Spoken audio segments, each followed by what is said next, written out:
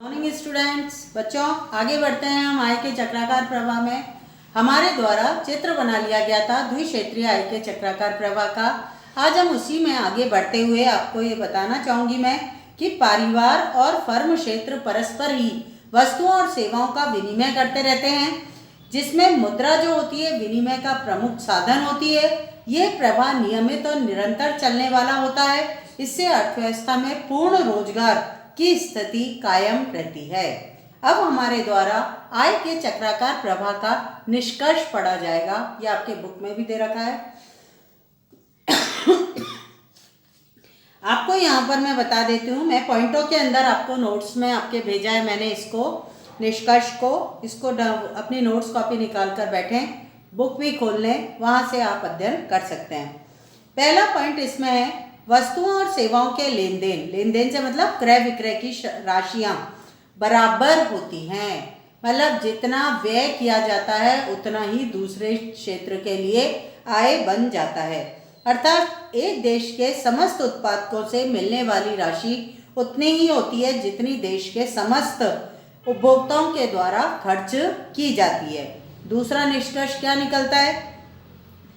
आय के चक्राकार प्रवाह के चित्र को देखने से यह स्पष्ट होता है कि एक क्षेत्र से दूसरे क्षेत्र को प्रवाह जो जाता है विपरीत दिशा में होता है। वस्तुओं व सेवाओं का बहाव जिस दिशा में होता है उसके विपरीत दिशा में मुद्रा का बहाव होता है।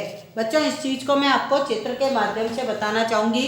यहाँ पर आपका ये चित्र बना हुआ है परिवार फर्म, ये द्विक्षेत्रीय आय का चक्राकार प्रवाह है।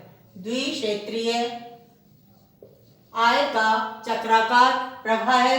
इसके अंदर परिवार और फर्म के मध्य साधन सेवाएं, देखो साधन सेवाएं, ये वास्तविक प्रवाह था आपका। साधन सेवाएं कहाँ जा रही हैं? फर्म की ओर जा रही हैं।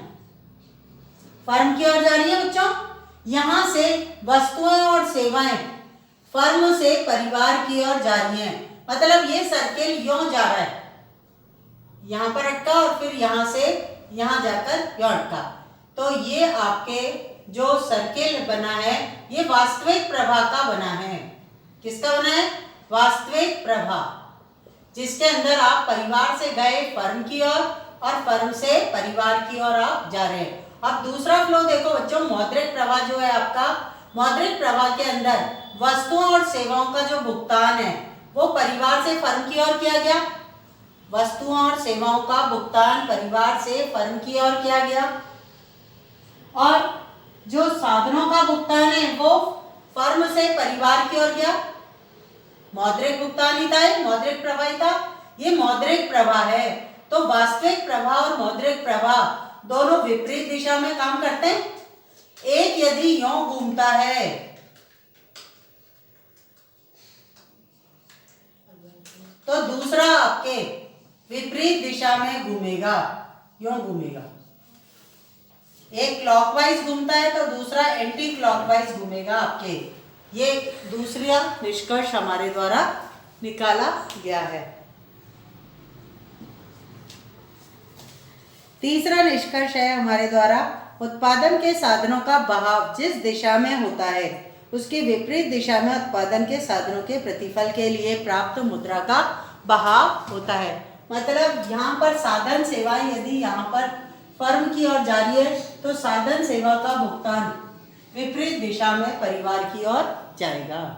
इसी तरह से वस्तुएं और सेवाएं फर्म से परिवार की ओर आ रही है तो परिवार से फर्म की ओर क्या होगा? उसका भुगतान किया जाएगा। ये तीन निष्कर्ष इसके अंतर्गत निकलते हैं। बच्चों अब हम इसके द्वारा आय के चक्राकार प्रवाह के महत्व का अध्ययन करेंगे। आय के चक्राकार प्रवाह का अध्ययन क्यों किया जा रहा है एक अर्थव्यवस्था के संदर्भ में, बहुत इम्पॉर्टेंट है। इसके अंदर आपने सबसे पहला तो यही है इसका पॉइंट कि इसकी सहायता से राष्ट्रीय आय का मापन आसानी से किया जा सकता है। राष्ट्रीय आय का मापन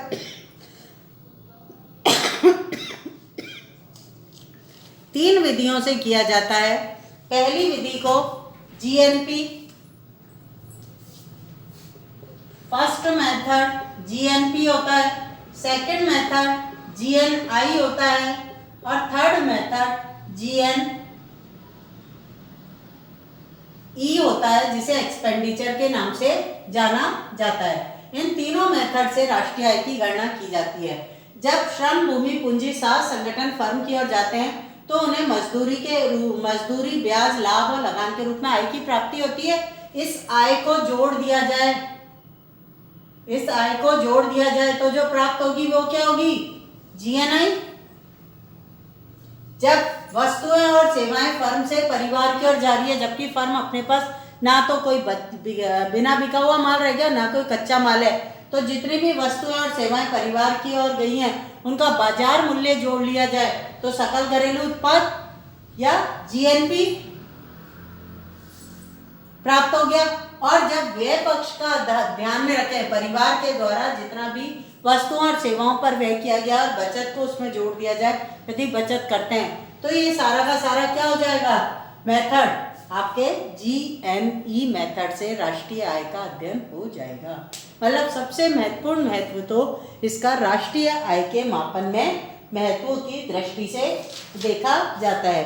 फिर परस्पर निर्भरता का ज्ञान होता है। एक क्षेत्र जिसे हम परिवार कहते हैं और दूसरा क्षेत्र जिसे हम फर्म कहते हैं, एक दूसरे पर निर्भर है। एक वस्तु और सेवाएं बना रहा है तो दूसरा वस्तु और सेवाएं खरीद रहा है। एक साधन और सेवाएं उपलब्ध करा रहा है तो दूसरा उन साधन और सेवाओं का भुगतान कर रहा है। प्रत्येक क्षेत्र अर्थव्यवस्था का, चाहे परिवार हो, फर्म हो, सरकार हो, विदेश हो, एक दूसरे पर निर्भर है। इसका ज्ञान हमें आय का चक्राकार प्रवाह आसानी से करा देता है। तीसरा है हमारे समावेश व शरण की पहचान।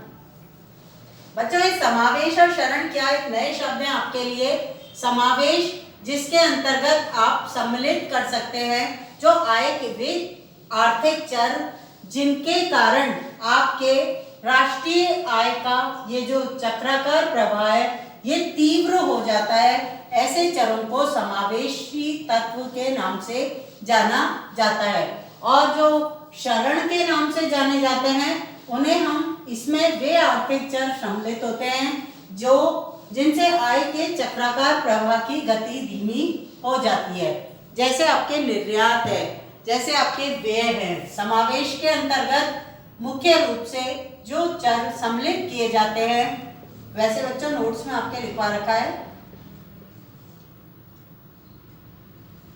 चरण।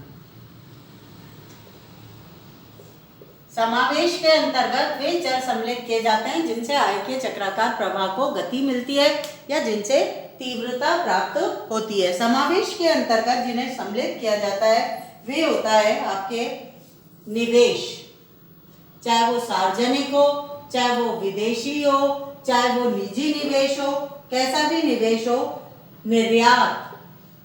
निर्यात से भी आय का चक्राकार प्रवाह तेजी से बढ़ता है। इसके अलावा उपभोग व्यय, उपभोग से भी आपके क्या होता है? आय का चक्राकार प्रवाह तेजी से बढ़ता है। व्यय, सरकार का उपभोग व्यय, ये तो परिवार का उपभोग व्यय है। परिवार का उपभोग व्यय और सरकार का उपभोग व्यय। सरकार का उपभोग व्यय, ये तीन ऐसे चर हैं, चार ऐसे चर हैं जिनकी सहायता से आय के चक्राकार प्रवाह को तीव्र गति प्राप्त होती है, मतलब तेजी से चलने लगता है। शरण के अंतर्गत वे चर सम्मिलित होते हैं बच्चों जिनसे आय के चक्राकार प्रवाह की गति धीमी हो जाती है।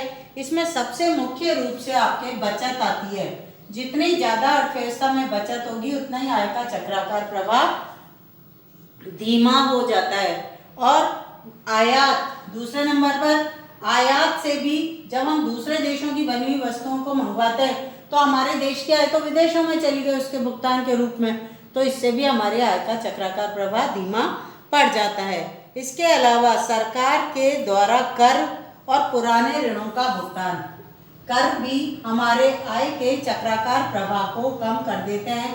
और इसके अलावा पुराने ऋणों का भुगतान,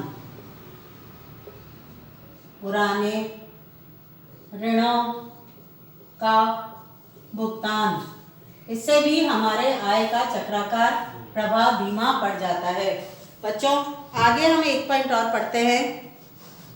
आर्थिक क्रियाओं की असीमित प्रवृत्ति पाई जाती है, इसका भी ज्ञान हमें इसके सहायता से होता है। असीमित प्रवृत्ति से मतलब है कि जो आय का चक्राकार प्रवाह होता है, कहाँ से प्रारंभ हुआ और कहाँ फिनिश होगा, हमें इसके बारे में कोई जानकारी नहीं होती है। ये अनंत रूप से चलने वाला चक्र है। जैसे सबसे पहले आपके उत्पादन होता है, उत्पादन करने से साधनों की मांग बढ़ती है, फिर साधन सेवा भुगतान होता है तो आय प्राप्त होती है, आय प्राप्त हो जाती है तो व्यय किया जाता है, व्यय होता है तो वस्तु और सेवाओं की मांग बढ़ती है, मांग बढ़ती है तो उत्पादन होता है, उत्पादन होता है तो आय होती है, आय होती है तो व्यय होती है, और ये डैश डैश डैश डैश अनंत रूप से चलने वाला चक्र है। इसलिए इसकी असीमित प्रवृत्तियों को, आर्थिक क्रियाओं की असीमित प्रवृत्ति को यह चक्र आसानी से समझाता है कि ये नियमित और निरंतर चलने वाली प्रक्रियाएं हैं। थैंक यू बच्चों आज के लिए। Thank you.